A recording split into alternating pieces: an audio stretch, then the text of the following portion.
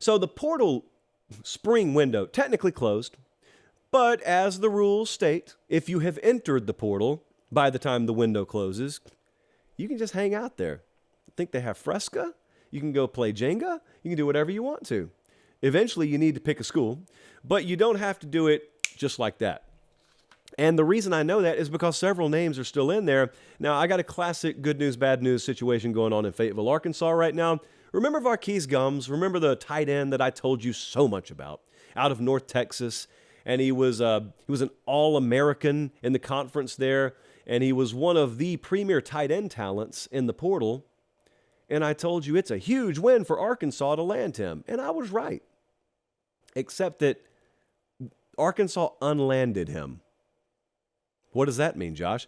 Well, it means he went there for like 11 days, and then rumor on the street is he wanted to take other trips. And the thing about getting kids out of the portal is most coaches aren't going for that. And so Sam Pittman was among them. So Varkey's Gums now is not an Arkansas Razorback. I don't even know if he got T-shirts up there. He was there so little time. So that 6'3", 230-pound tight end who had 34 receptions for about 460 yards and 5 touchdowns in 2022, he's back on the market. That's the bad news for Arkansas. I do want to take that, and I want to glaze it over with some icing that tastes much better than that. Jaheim Thomas from Cincinnati, where they have just pumped out NFL guys and really high-level talents into the portal, he is an Arkansas Razorback now. 6'4", 245-pound linebacker, former 4-star, 70 tackles last year. I think that was third on the team. 6.5 tackles for loss. I think that was second on the team. So at least they got better defensively, if not at tight end. So the portal giveth and the portal taketh away, as Meemaw would say. And Meemaw's got another saying that she would apply to this next pair of individuals that I need to talk to you about. And that is the quarterback situation at Auburn is as muddy as it can get right now. Jesse, by the way, as I stall, I need you to confirm for me that no news has broken in the last 39 minutes since we've been on air, because as you know, this is my nightmare when we do live shows during transfer portal season. Someone's just going to announce while we're on the air. Okay, no news. It's not only a good Lone Star song from the 90s, it is the current state of affairs at Auburn. TJ Finley is in the portal.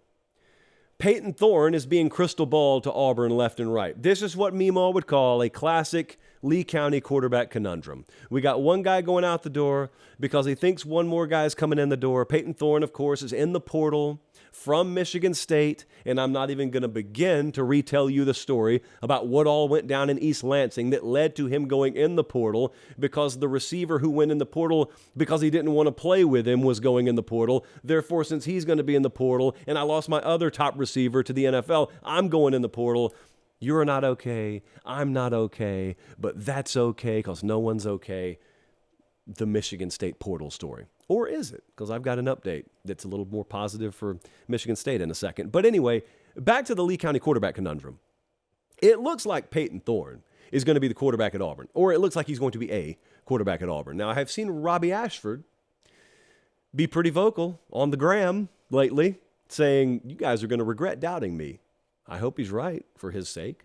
But it looks like Hugh Freeze, and it has sounded like Hugh Freeze needs at least another warm body in that quarterback room, and I think it's going to be Peyton Thorne. Now, Peyton Thorne has never been a guest on the show, but I impersonated him the other night, and I told you, and I'll tell you again, if Peyton Thorne were sitting here, he would tell you, if I'm healthy, I can be a very, very high-level quarterback. 6'2", 210, got nearly 6,500 yards passing, 50 touchdowns, well, 49. Also, 24 interceptions. We do have to mention that over 3 seasons. We think that's going to happen.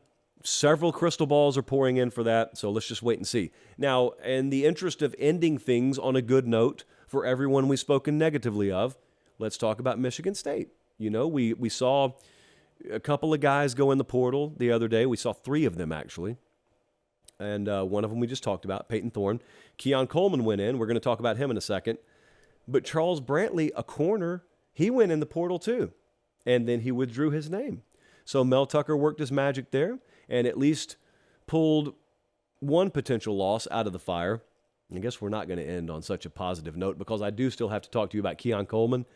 This is a very big story to follow. You want to talk about the biggest remaining domino to me in the whole transfer portal picture here, it's Keon Coleman. Keon Coleman is a very good receiver. Out of Michigan State, went in the portal a couple of days ago, and let me tell you where he's got a visit set up. He's got a visit set up at Florida State. Coleman's every bit of 6'4", really big-bodied receiver. I've seen him in person before, absolutely fits his measurement bill. If he lands at Florida State, that will give them a trio of 6'4 plus receivers for a returning quarterback to throw the ball to. Because you got Johnny Wilson there, Hakeem Williams, and if I add Keon Coleman to that mix, that is serious size, and not Clemson size either. There's versatility. There's maneuverability. There's speed. There's a lot more than just a big body in those guys. And at the very least, there's more than that with Keon Coleman because we've seen him prove it. Former 4-star in the 2021 cycle. And so that's what we're watching there.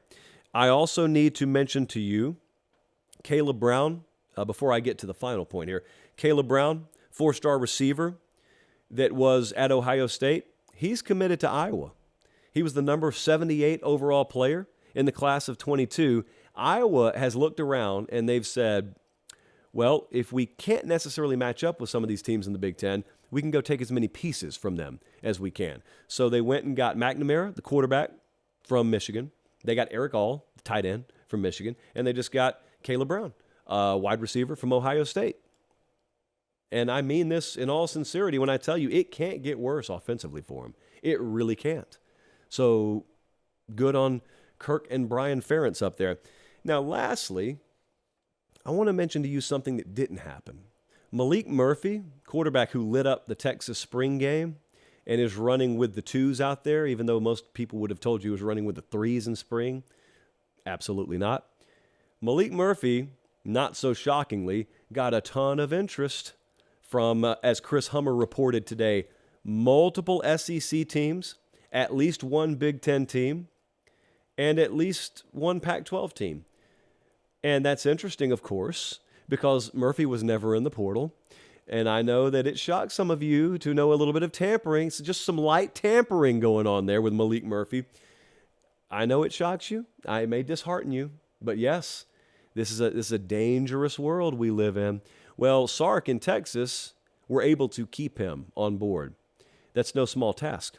And they were able to do that. That's a guy who could end up playing meaningful downs for Texas this year. Because if what happened last year with Quinn Ewers going down were to happen again this year, Arch Manning's not the guy that's going to be on the field. That right there, Malik Murphy, that's the guy that's going to be on the field. Just like at Georgia, Carson Beck goes down. It's going to be Brock Vandagriff because you kept him on campus. Keeping these backup quarterbacks is obviously a huge deal. It's just a more rare feat to pull off this day and age. But I tweeted out last night something that it was very coded because it had to be, because I can't mention names. But Murphy is absolutely one of them I was talking about when I said this transfer portal season, I know it seemed wild, but if some of these collectives didn't step up and keep big names from moving, it would have been 10 times more wild. Malik Murphy was one of them. Murphy could have been on the move. The Texas folks stepped up and put together an NIL package that kept him on campus. And let me tell you something. Malik Murphy is not the biggest name that was held on to that very quietly was testing the waters out there. I'll leave it at that. So it was thought that this was going to be a wild cycle and big names were going to be in there. And some of them were, but some of the bigger names that could have been in there weren't because collectives stepped up and they paid money to keep their best players. I guess in the NIL world, if it were going to exist in it, that's kind of sort of how it should work, shouldn't it?